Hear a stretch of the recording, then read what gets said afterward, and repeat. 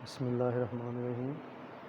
Dear students, हमारा आज का जो लेक्चर है ये एफएससी फर्स्ट ईयर फिज़िक्स और हम कर रहे हैं चैप्टर नंबर 3 चैप्टर का जो टॉपिक है हमारा वो है impulse.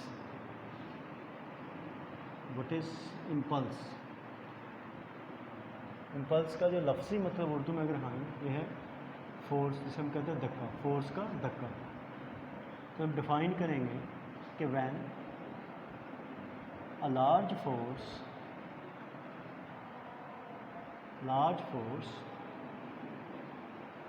acts on a body for a very short time,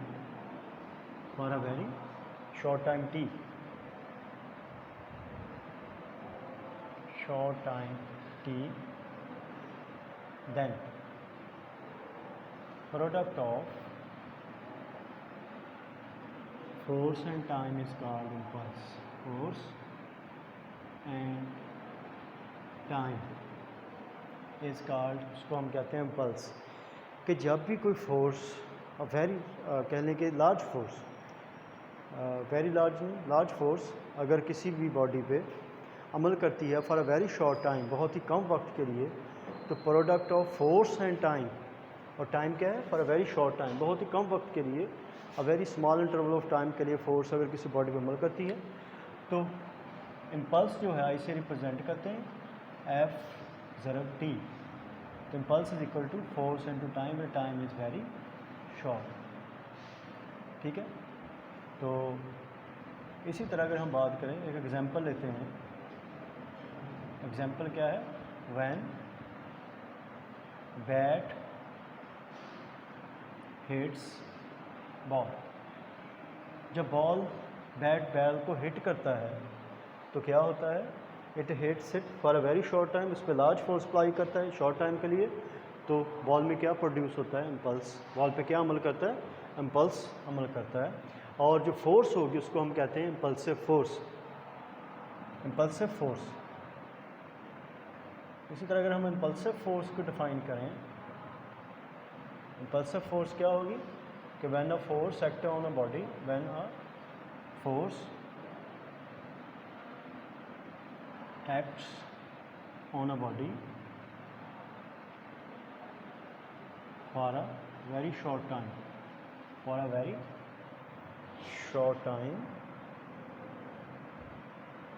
then this force is called उसको हम क्या कहते हैं? Impulsive force. कि जब फोर्स बॉडी पे वेरी शॉर्ट टाइम के लगती है तो हम उसको कहते हैं इम्पल्सिव फोर्स। जैसे when racket hits the tennis ball, racket hits tennis ball, जब टेनिस बॉल को रैकेट हिट करता है तो रैकेट जो फोर्स लगाता है टेनिस बॉल पे, वो कौन सी फोर्स है? Impulsive force. और टेनिस बॉल पे जो है वो अमल कर रहा होगा इम्पल्स। तो इसका बेसिक कंसेप्ट की अगर हम बात करें, क्या है बेसिक कंसेप्ट इम्पल्स का? वो ये है कि जब भी बॉडी पे फोर्स लगती है तो फोर्स जो है, every time force is not constant. ज़रूरी नहीं है कि एवरी टाइम फोर्स जो है वो क्या हो? Is constant.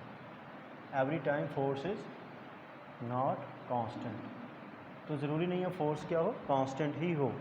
तो इसलिए जब बैट हिट करते हैं आप बॉल से, तो बैट फोर्स लगाता है बॉल पे for a very short interval के लिए, तो क्या होता है? वो फोर्स की जो मैग्नीट्यूड है वो इंटरवल के साथ चेंज होती है। ठीक है, मसलन उसकी मैग्नीट्यूड वो कांस्टेंट नहीं होती।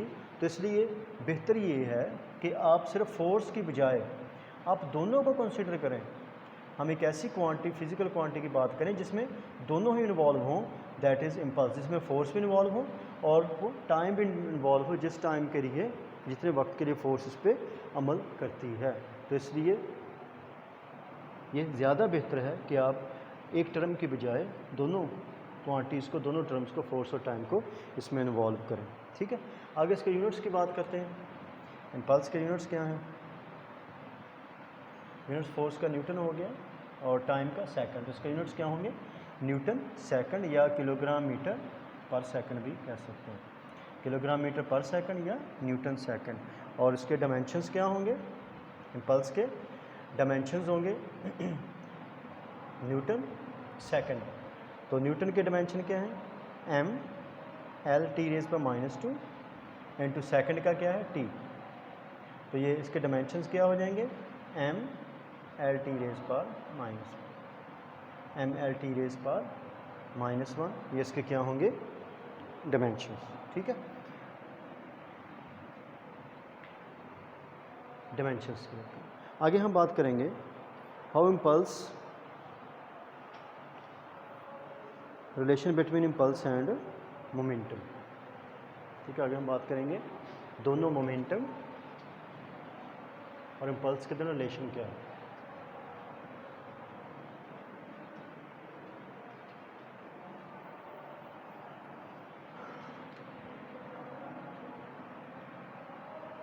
Relation between impulse and momentum. Impulse और मोमेंटम के दरमियान बात करेंगे रिलेशन के, दोनों के दरमियान रिलेशन जो है वो क्या है। देखिए, फर्ज कर लें कि let a body is moving initially with velocity vi। Initially वो मूव कर रहा था विद वेलोसिटी vi से, a body of mass m। Let say body जो है इसकी मैस क्या है m है, इनिशियली वे वेलोसिटी से मूव कर रहा था। An external force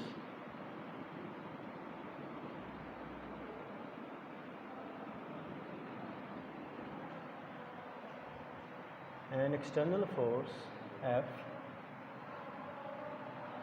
acts on the body। External force F अमल करती है बॉडी पे फॉर टाइम t, टाइम के लिए फॉर, लेकिन टाइम क्या है, फॉर वेरी शॉर्ट टाइम,